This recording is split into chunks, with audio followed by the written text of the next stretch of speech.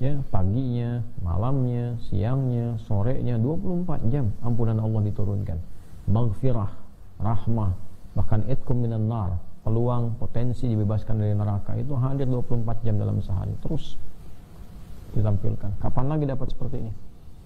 Jadi berbahagialah siapapun kita, ya, yang mengaku sebagai muslim dan masih punya keinginan menunaikan puasa Ramadan. Ini sekaligus menunjukkan tanda bahwa iman kita itu masih ada.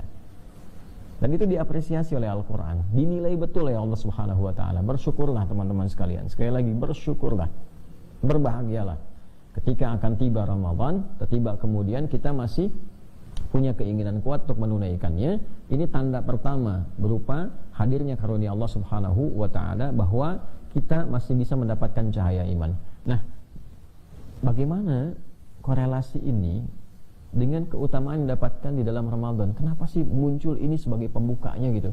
Siapkan dirimu, kuatkan dirimu pakai iman, kemudian siapkan agenda ibadah yang betul-betul diniatkan karena Allah. Ada apa? Teman-teman sekalian, biasanya orang-orang yang mau menyiapkan diri untuk menjemput momentum tertentu didasari dengan hadirnya motivasi yang kuat. Ketika ada motivasi yang kuat, kecenderungan fitrah manusia itu mau menyiapkan diri dengan tangguh. Saya seringkali berikan satu gambaran yang sangat simpel. Kalaulah misalnya di waktu subuh itu disampaikan kepada orang-orang sekitaran bahwa siapa yang datang ke masjid tertentu untuk menunaikan ibadah subuh, misalnya, misal saja, ini hanya satu gambaran untuk menunjukkan motivasi, maka dia akan mendapatkan 500.000 rupiah. Maka orang-orang yang kecenderungan yang membutuhkan harta benda, orientasinya kepada materi, boleh jadi datang ke subuh sebelum waktu subuh tiba. Mungkin ada yang itikaf, ada yang menginap, ya kan? Nah, ini tawaran manusia. Kadang-kadang menariknya, logika yang sama tidak bisa diterapkan dengan sempurna kepada kebutuhan akhirat kita. Kadang-kadang agak ironi, untuk 500.000 dikejar, bahkan ikut tidur di masjid untuk mendapatkan itu. Tapi ketika Allah tawarkan melalui lisan Nabi SAW yang mulia, bahwa orang-orang yang menjemput ibadah subuh itu, bahkan dengan 2 rakaat sebelumnya, 2 rakaat fajar, kan, itu diberikan karunia yang lebih baik daripada dunia dan seisinya. Rakaatul fajri khairum minad dunya wa ma fiha, atau kama qala sallallahu alaihi wasallam. 2 rakaat fajar itu karunianya, nilainya lebih baik daripada dunia dan seisinya, lebih daripada dunia dan seisinya. Nah, untuk itulah kemudian kita mencoba untuk memahami dan mendalami terlebih dahulu apa keistimewaan Ramadan itu, apa pentingnya Ramadan itu, sehingga dengan kita mengetahui tentang esensi Ramadan, pentingnya Ramadan dalam kehidupan kita, hadirlah motivasi yang positif yang bisa mendorong kita untuk betul-betul menyiapkan diri menjemput hadirnya Ramadan itu, bukan sekadar menunggu datangnya, tapi menjemput itu semua dengan seluruh motivasi terkuat untuk meraih setidaknya keistimewaan-keistimewaan dimaksud. Ini yang menjadikan Allah Subhanahu wa Ta'ala seringkali menampilkan berbagai macam keistimewaan, berbagai macam kemuliaan-kemuliaan untuk menghidupkan fitrah kecenderungan manusia yang memang membutuhkan motivasi-motivasi kuat untuk menunaikan berbagai macam aktivitas kehidupannya, termasuk juga dalam rangkaian ibadah, termasuk juga dalam rangkaian menjemput anugerah Allah Subhanahu wa Ta'ala. Nah, di edisi yang pertama ini, dalam rangka menyiapkan kurikulum Ramadan, kita akan mencoba untuk mendatangkan dan menghadirkan terlebih dahulu keistimewaan-keistimewaan Ramadan yang dengan itu insya Allah jadi titik tolak kita menyiapkan satu kurikulum yang utuh belajar dari petunjuk Nabi SAW. Baik, sesi pertama dalam kajian kita mengenal keistimewaan bulan Ramadan. Teman-teman sekalian, jika kita melacak dalam dokumentasi keterangan-keterangan Nabi SAW yang diteruskan oleh sahabat-sahabat beliau SAW, murid-murid terbaik beliau, kemudian disampaikan pada generasi setelahnya, dan sampailah kemudian kepada era kita sekarang, dari lacakan yang ditemukan pada dokumentasi kitab-kitab para ulama yang di eranya itu mulai dituliskan. Jadi transmisi sanad istilahnya, ya, keilmuan yang disampaikan oleh Nabi secara verbal disampaikan lagi, kemudian muncul era penulisan yang memungkinkan dokumentasi itu ditulis, ya, dalam bentuk kitab dan diwariskan sampai ke kita serta terjaga. Ini uniknya, dan ini barangkali agak sulit ditemukan di kebiasaan komunitas lain atau bahkan keyakinan-keyakinan lain. Jadi yang unik di Islam ini sekaligus menjaga orisinalitas ajarannya adalah apa yang tertuliskan terjaga juga dengan hafalan. Ini yang unik. Jadi disinilah ada penguatan, ya, dan yang bisa divalidasi, penguatan yang bisa divalidasi terhadap seluruh bagian ajaran-ajaran keagamaan. Di Islam itu apa yang dituliskan dikuatkan juga dengan hafalan. Jadi tulisan dicek dengan hafalan, dan itu generasi per generasi, bukan orang per orang. Yang menghafalnya bukan 1-2 orang, tapi banyak kalangan yang tidak memungkinkan di antara mereka sepakat dalam kedustaan. Ya, ini yang disebut dengan mutawatir namanya. Jadi sekian ribu orang, sekian ratus ribu orang, setiap generasinya ada orang-orang yang menghafal, kemudian juga kitabnya sampai ke kita, dan bisa terjadi saling pengecekan dan terjaga itu semua. Sehingga yang tersambung kepada Nabi pun ulama memberikan syarat-syarat tertentu. Wattasala isnaduhu bidaqlil 'adid dhabiti 'alil 'adid dhabiti min ghairi syududin wala 'illatin qadihah. Itu tersambung riwayatnya, orang-orang yang diketahui dengan baik, profilnya jelas kemudian hari, ya, bisa dilacak, lalu punya sifat adil, punya sifat yang baik, ya, tidak banyak masalah, lalu punya hafalan yang kuat, dhabit, ya, dipertanggungjawabkan hafalan itu, bisa dicek, kemudian juga bisa menjaga marwah, orangnya kredibel, punya integritas, ya, tidak cacat. Cacatnya pun ada cacat moral, ada cacat hukum, semua dikaji. Bahkan ulama membuat kitab-kitab khusus untuk membuat standar penelitian bagi para periwayat-periwayat informasi keagamaan ini. Ya, ada kitab misalnya Al-Jarh wa Ta'dil, ya, ada Mizanul I'tidal dan sebagainya. Itu adalah kitab-kitab yang menjadi standar penelitian. Luar biasa. Nah, terkait dengan itu semua, kita lacak dokumentasinya terkait dengan keistimewaan Ramadan bisa ditemukan di Sahih Al-Bukhari. Baik di nomor hadis ke-38, kemudian juga nomor hadis 2014, ya. Kita ambil 2 kitab sahih dulu, ya. Di Sahih Muslim ditemukan di nomor hadis 760, ya, ada juga di At-Tirmidzi, tapi kita batasi juga nanti di Al-Bukhari dulu dengan di hadis Muslim supaya bisa lebih spesifik dan fokus kajiannya. Dengan riwayat yang serupa, teman-teman, dari sahabat Abu Hurairah radhiyallahu taala anhu. Karena kita waktunya terbatas, saya cukupkan di sanad yang terakhir saja. Ya, dari sahabat Abu Hurairah radhiyallahu taala anhu. Nah, ini kuliahnya, nama aslinya Abdurrahman bin Sahal. Ya, telah saya kisahkan beliau di berbagai macam kesempatan. Kita kadang ngaji hadis, kenapa penting mengulas sedikit tentang sanadnya, supaya kita bisa mempelajari 2 hal.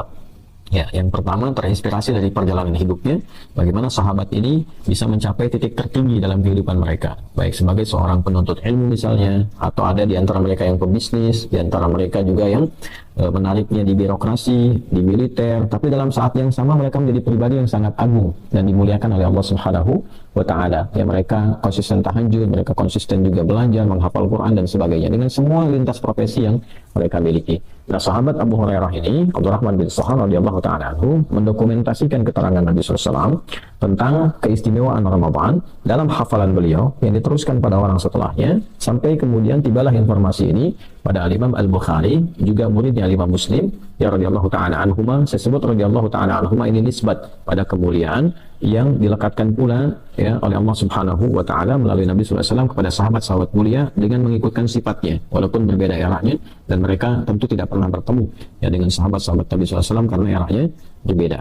Tapi ada beberapa kalangan ulama yang membuat standar sifat-sifat sahabat yang kemudian diikuti oleh orang-orang setelahnya, walaupun tidak mencapai pada derajatnya sahabat, tapi dengan kemiripan sifat-sifat ini, maka sebagian melekatkan gelar radhiyallahu ta'ala anhu. Itu untuk menunjukkan betapa amalnya itu luar biasa, sehingga Allah ridha dengan amalan itu dan diabadikan, dikenang, dijaga oleh generasi di masa itu sampai generasi setelahnya. Sahih Al-Bukhari terjaga sampai dengan sekarang.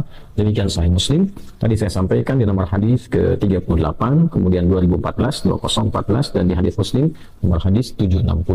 Dari Nabi SAW disampaikan oleh Nabi SAW, man qama, atau kita mulai dari somanya dulu, man shama ramadhana imanan wa ihtisaban ghufira lahu ma taqaddama min dhanbi wa man qama lailatal qadri imanan wa ihtisaban ghufira lahu ma taqaddama min dhanbi.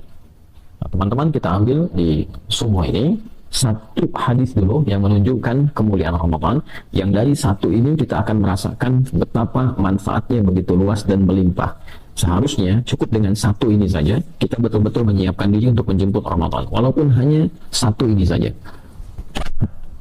Nabi SAW menyampaikan, man shoma Ramadan, siapapun, man, ya, itu isim mausul, yaitu kata yang menunjuk pada bentuk konjungsi, kata sambung, tapi memberikan penekanan kepada objek yang dituju, ya. Man shoma, siapapun, bentuknya tunggal, bersifat general. Jadi seringkali saya diajarkan untuk berbagi.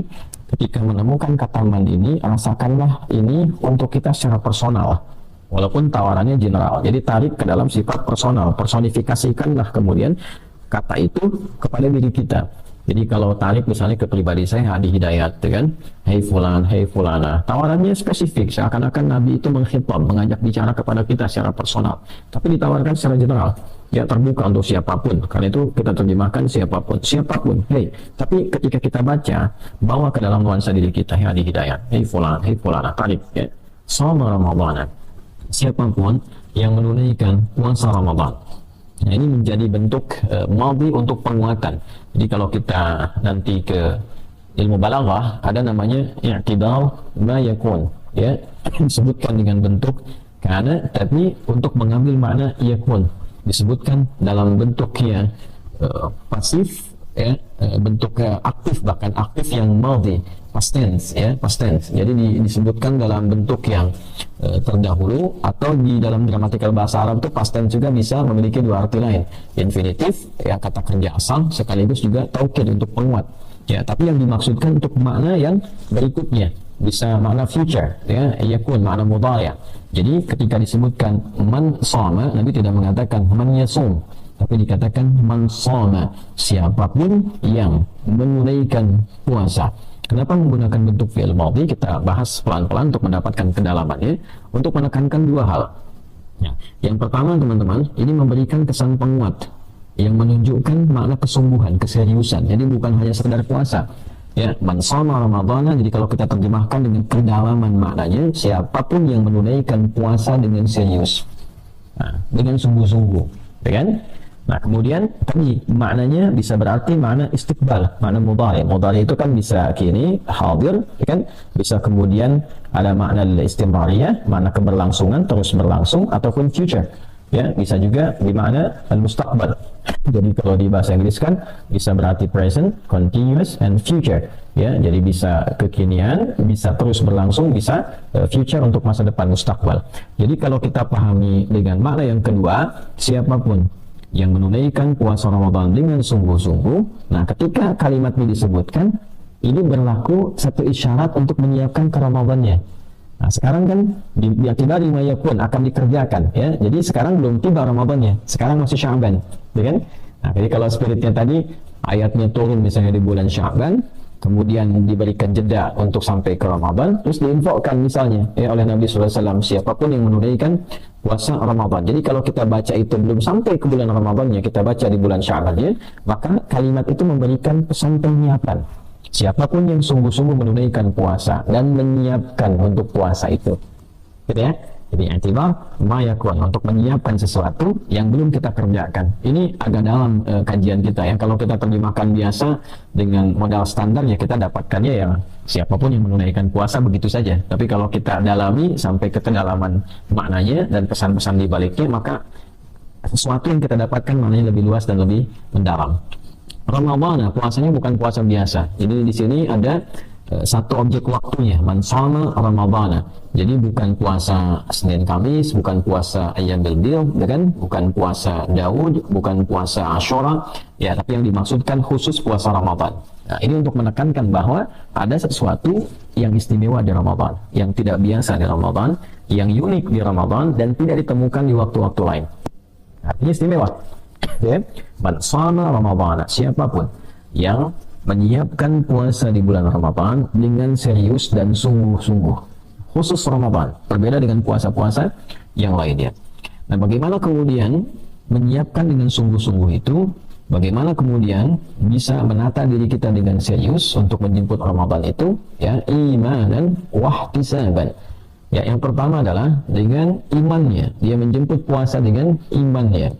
Baik, ini sangat menarik, ya. Jadi nanti di sini ada relasi yang kuat untuk menjelaskan pembuka firman Allah mengenai turunnya perintah kewajiban puasa Ramadan di Al-Baqarah di ayat 183. Ini pas juga saya buka mushaf untuk memberikan juga isyarat pada teman-teman, bila ada kajian-kajian teman-teman pegang mushaf itu lebih bagus supaya nanti ada konektivitasnya, ketersambungan yang cukup kuat. Jadi kalau teman-teman lihat di mushaf standar di halaman ke-28 Ya, di sebelah kiri itu paling atas di mushaf Al-Baqarah ayat 183. Ya, kita bisa temukan ya ayyuhalladzina amanu kutiba alaikumussyam. Coba lihat ya. Ya ayyuhalladzina amanu, hai semua yang telah menyatakan beriman kepada Allah. Nah, ini puasanya dibuka dengan kata iman. Panggilannya dibuka dengan kata iman. Ya ayyuhalladzina amanu, hai semua yang telah menyatakan beriman pada Allah Subhanahu wa taala. Kalau teman-teman bisa mengakses ke buku kami yang pernah saya tuliskan tentang makna ayat puasa, alhamdulillah diberikan petunjuk kemudahan oleh Allah itu untuk berbagi dengan teman-teman lewat buku itu, menganalisis setiap huruf, setiap katanya dari Al-Baqarah 183 sampai Al-Baqarah 187. Nah, kita temukan bahwa perintah puasa itu dibuka dengan kata iman. Bahkan ini bisa dianalisis. Ya-nya disebutkan misalnya berapa kali dalam Al-Quran, ayyuhanya, alladzina-nya, dan seterusnya. Kalau kita mau gali dengan maknanya, yaitu fungsinya linida'il qarib wal mutawassit wal ba'id, untuk memanggil ya, huruf panggilan harfun nida, memanggil yang dekat, yang menengah, yang jauh. Ya, seakan-akan ini orang beriman semua dipanggil oleh Allah dengan semua jarak dan keadaan imannya. Jadi baik imannya yang masih merasa lemah sehingga merasa jauh dari Allah, baik yang imannya standar, biasa-biasa sehingga ketika dipanggil baru datang, atau yang merasa imannya kuat, belum dipanggil sudah mempersiapkan diri. Ya, terkait dengan Ramadan, ada yang ya nunggu aja Ramadan datang saya puasa, ya kan. Kalau iman lemah ya kok cepet banget ya tiba-tiba puasa lagi gitu, saya harus tahan lapar, tahan haus. Tapi dia merasa punya iman. Ya, yang imannya kuat belum datang sudah dia persiapkan dari sekarang, sudah ingat, sudah pengen nyiapkan tarawih dan sebagainya. Nah, ini kondisi-kondisi yang berbeda-beda. Namun demikian ayu yang munada hanya untuk tanbih, mengingatkan. Jadi Allah tegaskan, Allah ingatkan ya alladzina, kepada semua pemilik iman, yang penting merasa punya iman. Nah, inilah menarik nih. Ya, yang penting merasa punya iman. Hai semua orang yang menyatakan dirinya punya iman. Jadi Allah di sini memosisikan semuanya itu rata. Baik yang merasa imannya kuat, imannya standar, imannya merasa lemah, itu disamakan keadaan panggilannya oleh Allah. Yang penting kamu merasa punya iman. Ya, kutiba alaikumussyam, diwajibkan untukmu itu menunaikan ibadah puasa sesuai ketentuannya. Jadi menariknya teman-teman sekalian, pelaksanaan ibadah puasa Ramadan di dalam Al-Quran ketika ayatnya diturunkan berupa kewajiban, itu pembukanya menggunakan kata iman. Ya, seakan memberikan sebuah relasi yang sangat kuat dan positif bahwa penunaian puasa itu tidak mungkin bisa dilakukan kecuali dengan dorongan iman. Ini poinnya. Jadi berbahagialah siapapun kita ya yang mengaku sebagai muslim dan masih punya keinginan menunaikan puasa Ramadan. Ini sekaligus menunjukkan tanda bahwa iman kita itu masih ada. Dan itu diapresiasi oleh Al-Quran, dinilai betul oleh Allah Subhanahu wa taala. Bersyukurlah teman-teman sekalian. Sekali lagi bersyukurlah. Berbahagialah ketika akan tiba Ramadan, tiba kemudian kita masih punya keinginan kuat untuk menunaikannya. Ini tanda pertama berupa hadirnya karunia Allah Subhanahu wa taala bahwa kita masih bisa mendapatkan cahaya iman. Yang berbahaya itu kalau sudah nggak peduli. Yang berbahaya itu kalau bahkan ada yang anti, mengatakan dirinya mukmin, ya beriman tapi anti Ramadan misalnya ya, atau bahkan demonstratif menolak puasa dan sebagainya. Ini menunjukkan sesuatu yang berkebalikan, bahkan berpotensi kufur karena menolak risalah ya. Ini yang sangat berbahaya. Ya ayyuhalladzina amanu, hai semua orang yang telah menyatakan beriman. Jadi imannya dulu baru kutiba alaikumussyam. Ya, diwajibkan atas kalian menunaikan puasa dengan baik sesuai dengan aturannya. Jadi kondisi pertama, berbahagialah orang-orang yang masih merasakan berkeinginan menunaikan puasa Ramadan ya, dan dia menjadi seorang muslim dan dia menyatakan diri sebagai seorang mukmin. Ini menunjukkan ada fitrah cahaya dalam dirinya yang mesti dia jaga. Nah, itulah yang dibawa oleh kita untuk menunaikan puasa Ramadan. Ya, diimplementasikan lewat hadis Nabi tadi. Siapapun yang menyiapkan dirinya dengan serius untuk menunaikan puasa di bulan Ramadan, imanan dengan imannya. Jadi dia masuknya lewat iman. Ya, bukan karena sekedar Ramadan tiba gitu kan, kemudian puasa misalnya. Atau misalnya lihat orang lain puasa, ikut puasa. Ya, atau misalnya motivasinya bisa berbeda karena memang di masjid itu kalau ada Ramadan itu alhamdulillah bisa ada sahur gratis ya. Sahur gratis itu kan, kemudian takjil gratis. Nah, jadi masuk Ramadan itu karena takjilnya, karena bukaannya. Bahkan punya daftar, masjid ini menunya ayam, masjid ini menunya rendang, masjid ini menunya itu dan sebagainya. Salah? Tidak salah, tapi ia memasuki Ramadan dengan syahwatnya.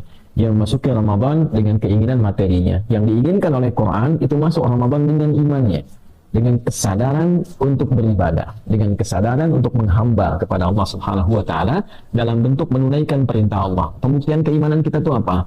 Ya, pembuktiannya kan kita berusaha menaati semua yang Allah perintahkan. Nah, itu namanya ibadah. Jadi ketika kita mengatakan beriman, pasti ada pembuktian. Nah, pembuktian iman itu salah satunya ketika Allah minta kita menunaikan ibadah lewat puasa, kita sambut itu. Kami datang ya Allah dengan keyakinan bahwa ini darimu, sami'na, kami dengar, wa ata'na, kami taati itu. Ya, ini poinnya. Kami dengar, kami taati itu. Nah, karena itu sahabat sangat senang kalau ada ayat-ayat dibuka dengan ya ayyuhalladzina amanu, karena mereka ingin membuktikan keimanan mereka pada Allah Subhanahu wa taala dan Rasulnya. Maka mereka berkata, wa qalu sami'na wa ata'na. Kami dengar ya Allah, kemudian kami taati. Nah, ini poin yang pertama. Jadi kita mesti menyiapkan bagaimana caranya menyambut Ramadan itu menggunakan iman. Ini dulu ya. Jadi saya buka ini dulu nanti sebagai pengantarnya untuk menemukan motivasi terkuatnya. Setelah itu baru kita rumuskan kurikulum-kurikulumnya. Jadi kita dapatkan yang pertama, Ramadan perlu persiapan karena bentuknya tadi menggunakan bentuk kuat ya fi'il madhi, tapi bentuknya kemudian punya makna mudhari dan di situ ada unsur jiddiyah, kesungguhan, keseriusan. Kemudian waktunya spesifik Ramadan, lalu disebutkan isyarat mempersiapkan diri dengan keimanan. Wahtisaban, ya, dan keikhlasan karena Allah dengan menyiapkan satu agenda koneksi yang baik untuk merubah kepribadian menuju lebih mulia. Nah, ini agak panjang juga ini karena kita bahas detil-detil tafsiriyah yang memungkinkan kita tampilkan. Imanan wahtisaban. Ihtisaban itu bisa berarti juga keikhlasan, bisa berarti juga satu koreksi yang kuat. Jadi ada hasaba yuhasibu muhasabatan, kita sering dengar muhasabatin. Ada hasiba yahsabu, bisa yahsibu juga, jadi mudhari'nya bisa dua, hasiba yahsibu, bisa hasiba yahsabu. Nah, hasiba ini menghitung secara detail asalnya.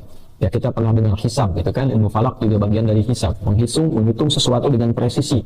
Ya, sampai ke detail-detailnya, sampai ke komanya dan sebagainya, itu disebut dengan hisab.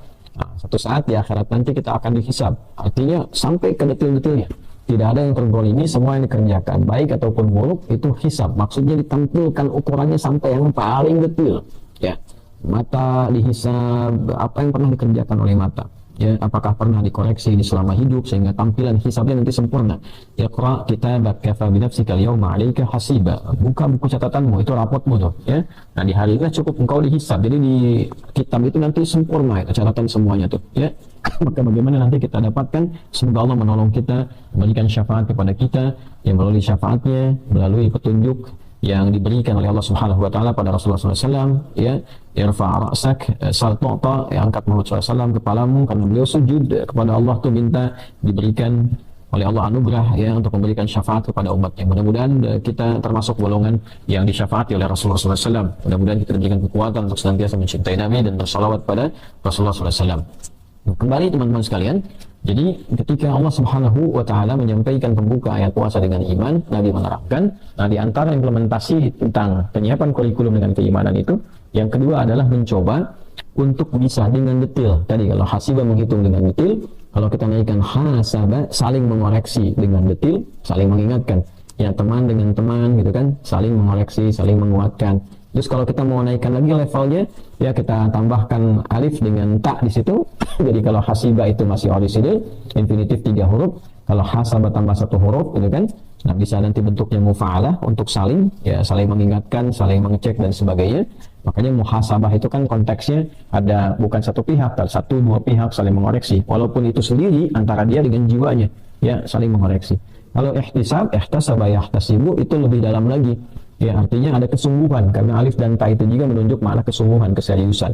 Jadi wahtisaban, dan dia serius mengoreksi dirinya sampai menemukan kekurangan-kekurangan yang dia dapati atau kelebihan-kelebihan yang pernah dia kerjakan itu, lalu dia susun itu supaya yang kurang-kurang diperbaiki, yang lebih dipertahankan, bahkan mungkin ditingkatkan. Nah, itu ihtisab namanya.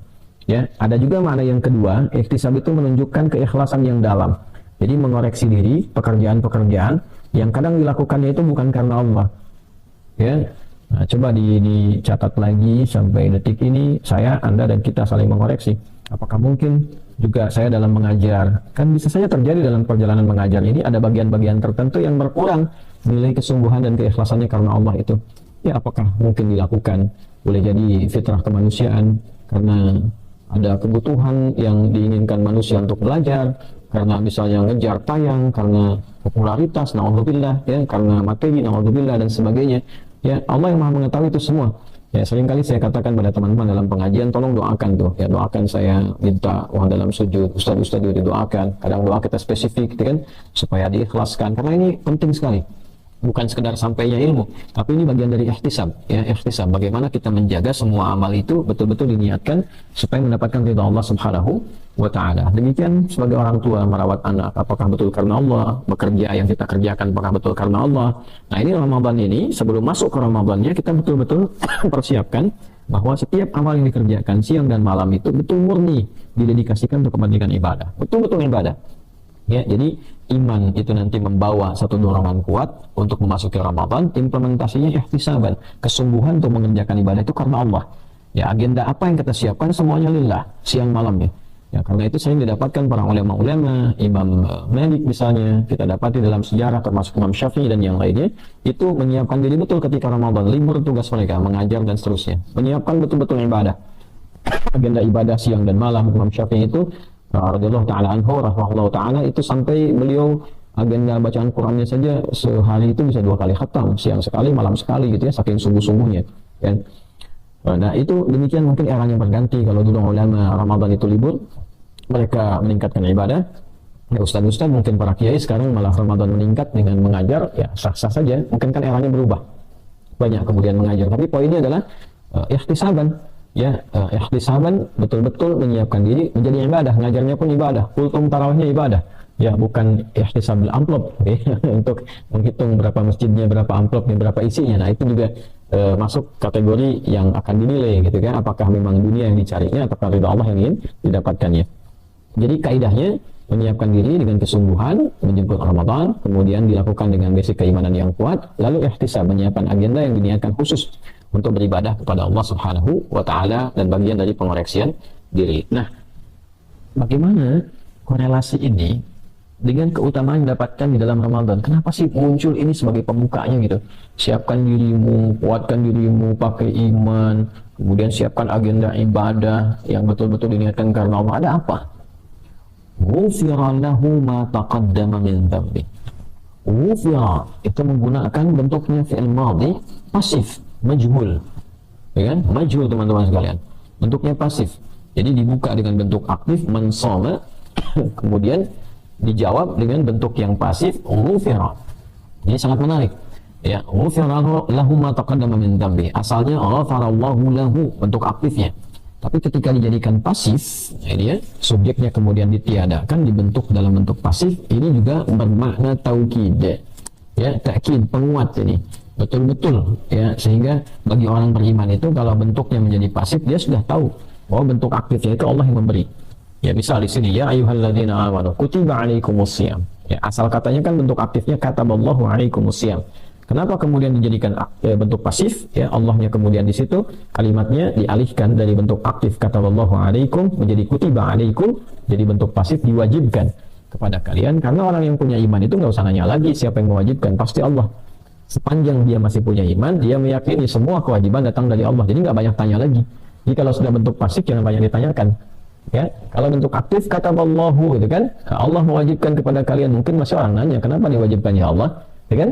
Tapi ketika sudah ada iman dalam dirinya, dia punya keyakinan apapun yang Allah berikan pasti di situ ada manfaat, ada kebaikan, ada limpahan anugerah. Karena itu ketika diberikan dalam bentuknya bentuk pasif, kutiba alaikum, orang beriman gak akan tanya kenapa ya Allah diwajibkan, kenapa mesti sebulan, kenapa mesti begini, karena modalnya iman awalnya, yakin tanpa ragu. Kalau sudah nggak ada ragu, nggak usah nanya gitu. Itu maksudnya ya.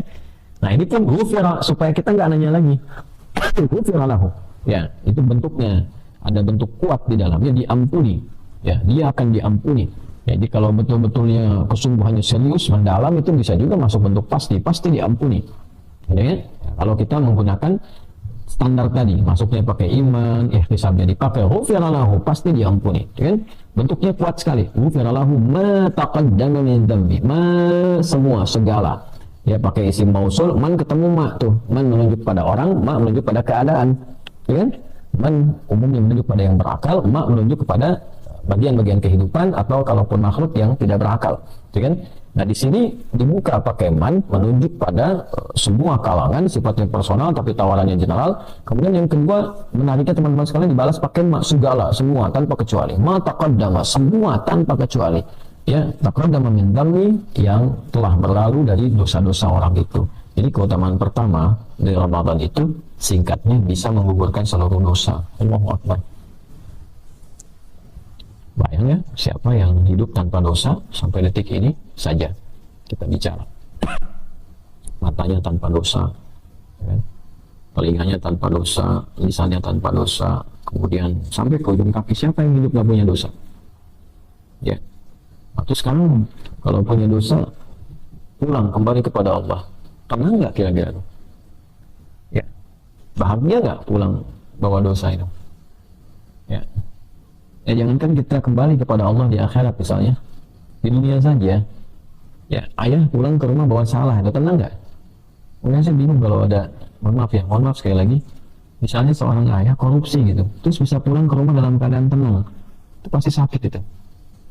Ya, karena hatinya pasti menolak itu. Jadi kalau ada orang mencuri, pulang ke rumah dalam keadaan tenang, itu pasti sakit itu. Ya, karena kalau berbuat salah, hatinya pasti protes, itu salah itu. Kecuali kalau sudah terakumulasi kesalahan itu sehingga udah nggak bisa bedakan, nah istidraj itu, ya larut dalam keburukan. Ya, apalagi disambut istri juga, sambut keluarga juga, sama-sama menyambut dalam keburukan, itu pasti bermasalah. Nah, yang demikian kita doakan itu ya, kita doakan karena sepanjang hidup itu belum meninggal, itu masih punya hak untuk bisa berubah jadi lebih baik. Itu yang penting kita tekankan. Siapapun pasti punya masa lalu yang mungkin di dalamnya ada kesalahan-kesalahan, tapi sepanjang dia hidup, dia masih berhak menjadi pribadi yang lebih baik. Karena itu saya seringkali juga mengingatkan untuk diri pribadi, untuk kita semua, siapapun, ya, setiap kita pasti punya masa lalu yang kurang baik, tapi kita punya harapan yang ditawarkan oleh Allah Subhanahu wa Ta'ala, dicontohkan oleh Nabi, dijelaskan pada kita dengan rahmatan lil alamin, bahwa kita punya kesempatan menjadi pribadi yang lebih baik sebelum meninggal. Ya, semoga husnul khatimah ya. Oleh karena itu, dalam kehidupan saja kalau salah kan malu pulang. Ada anak salah pada orang tua, pulangnya kan berat gitu, ya kan? Nah demikian pula orang-orang yang berbuat salah dengan hartanya, dengan jabatannya, salah di jabatan kan gak enak pulang gitu. Nah, sekarang ada dosa, ada salah, terus mau pulang kepada Allah, gimana gitu? Ya, terus ada yang lebih ironi lagi. Ironinya sudah banyak dosa, mencurinya banyak, terus begitu meninggal pengen disebut almarhum gitu. Ya, almarhum itu kan yang disayang. Gimana bisa disayang? Ya, almarhum itu artinya yang disayang oleh Allah. Allah punya sifat namanya Rahman dan Rahim. Orang yang mendapatkan Rahman dan Rahimnya Allah disebut almarhum. Ya bagaimana hidupnya penuh dengan tindakan kriminal, pas meninggal pengen disayang gitu. Jadi repot. Nah oleh karena itu kalau harapan terbesarnya almarhum pengen disayang, ya kita menyiapkan diri. Nah Ramadan itu momentum terbaik karena semua dosa besar dan kecil itu berpotensi diampuni. Dan singkat yang ditampilkan, ya, kata yang ditampilkan itu bentuknya kuat sekali. Ghufira lahu ma, semua dosa-dosa ma taqaddama min dhanbi, semua dosa yang pernah dikerjakan berpotensi diampuni. Ramadan. Ya, Ramadan teman-teman sekalian. Ya, kemudian setelah itu wa man qama lailatul qadri imanan wa ihtisaban ghufira lahu ma taqaddama min dhanbi. Bahkan nanti dalam kalimat yang berbeda, man qama ramadhana imanan wa ihtisaban. Jadi ini siang malam, kalau shaum kan paginya. Ya kan? Pagi itu kalau diambil bentuk umum itu menunjukkan dari fajar sampai ke maghrib dalam konteks puasa. Jadi kadang ulama bagi dua antara pagi dengan malamnya, atau kadang disebut siang ya untuk mengambil tengah-tengahnya. Maksudnya dari mulai fajar sampai ke maghrib, kemudian ibadah malam dari ba'da maghrib artinya isya sampai dengan menjelang fajar. Jadi kalau kita hadirkan itu 24 jam. Peluang ampunan Allah itu diturunkan Ramadan sebulan penuh. Allahu Akbar. Gak dapat di satu malam berikutnya, gak dapat di malamnya siangnya.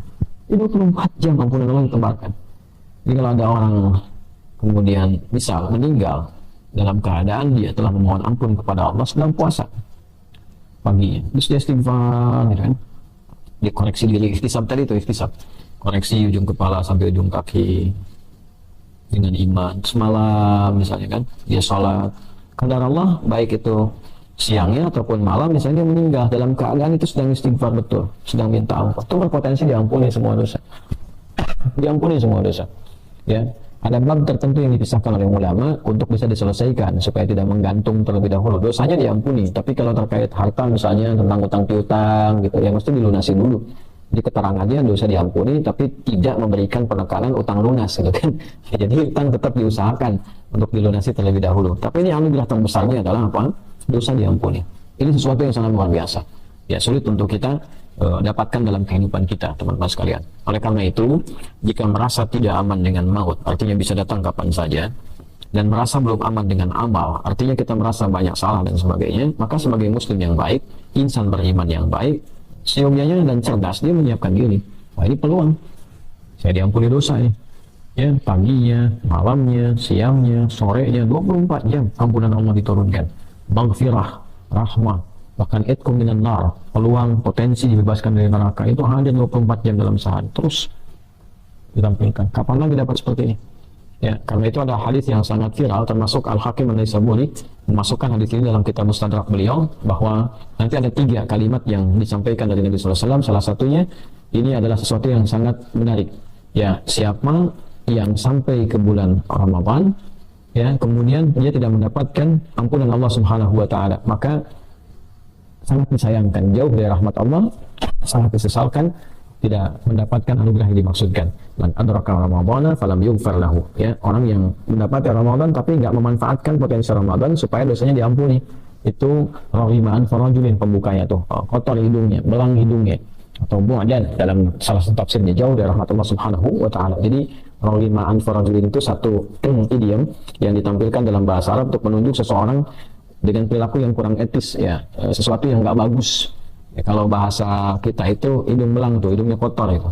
Hidung belang kan dulu ada satu sejarah juga di era kolonial itu, ya, di Belanda itu kalau ada yang berzina itu, ya, itu kemudian yang dua-duanya laki-laki perempuan itu akan dihukum sampai meninggal. Ya, ada yang dirajam, dilempar, ada yang dipenggal dan sebagainya. Tapi sebelum itu laki-lakinya dibelangin dulu hidungnya, ya, untuk menunjukkan bahwa ini perbuatan kotor yang tercela. Ini pernah terjadi saat di Batavia itu, ya, seorang prajurit pernah kemudian berzina dengan salah satu kolega dari gubernur pada masa itu, entah JP Kun atau yang lain gitu kan. Kalau teman-teman bisa cek sejarahnya, itu ada juga di kota tua itu di Jakarta, ya teman-teman, kalau cek itu sejarah. Nah, itu kemudian prajurit itu berzina dengan salah satu kolega, ya, pembesar di Belanda pada masa itu, dan ketahuan langsung dihukum. Dan sebelum dihukum itu, ya, dieksekusi sampai meninggal keduanya. Itu yang laki-laki diberikan tanda di hidungnya, ya, dengan arang itu untuk menunjukkan kehinaan. Maka di situ belangnya hidungnya disebutlah hidung belang. Itu asal-asal dari kata-kata hidung belang yang menyebar di masyarakat dikaitkan dengan perilaku yang menyimpang. Nah, ini rahiman furajulin, kotor nih hidungnya, belang hidungnya gitu kan. Nah, ini untuk menunjukkan sesuatu yang nggak pantas lah. Merasa beriman dikasih ampunan, peluang, ya, sebulan penuh siang dan malam, kok nggak bisa dapat gitu? Kok bisa? Ya, sehari nggak dapat, ya besoknya bisa dapat, siang nggak dapat, malamnya bisa dapat. Jadi kalau sebulan nggak dapat tuh ngapain aja gitu? Ya, nah, itu sesuatu yang nggak tepat. Nah, itu juga dicela oleh malaikat. Jadi sampai dikatakan amin, ya kan? Dalam riwayat malaikat mengaminkan, ada keterangan lain Nabi yang mengaminkan. Ya kan? Ya, dijauhkan dari rahmat Allah orang-orang yang diberi kesempatan dan dikasih, dan dimanfaatkan itu. Nah, ini sesuatu juga motivasi yang sangat kuat supaya kita terhindar dari hal-hal buruk atau celaan-celaan yang dimungkinkan bisa terjadi pada orang-orang yang tidak menyiapkan diri. Jadi ini teman-teman, singkatnya, keutamaan pertama Ramadan yang menghadirkan motivasi kuat bagi kita untuk menyiapkannya adalah Ramadan berpeluang mendapatkan limpahan anugerah ampunan di setiap detik-detik bagian waktunya, siang dan malam. Dan itu yang paling kita impikan. Ya, kita berharap pulang dalam keadaan yang baik, yang bersih, seperti kita dilahirkan dalam keadaan fitrah yang bersih, pulang juga dalam keadaan yang bersih. Berbahagialah orang-orang yang dianugerahi berbagai macam kehidupan, kenikmatan dalam hidupnya, kemudian pulang mendapatkan ampunan Allah. Dosanya gugur, hartanya hisabnya aman, ilmunya aman, tenaganya aman, dan pulang dalam keadaan yang menggembirakan. Dan di akhirat dibangkitkan dalam keadaan yang bahagia. Wassalamun alaihi yauma wulida, selamat dia saat dilahirkan, wa yauma yamutu, meninggalnya pun dia selamat, wa yauma yub'atsu hayya, dan dibangkitkan dalam keadaan gembira saat di akhirat karena selamat dia melewati hisab.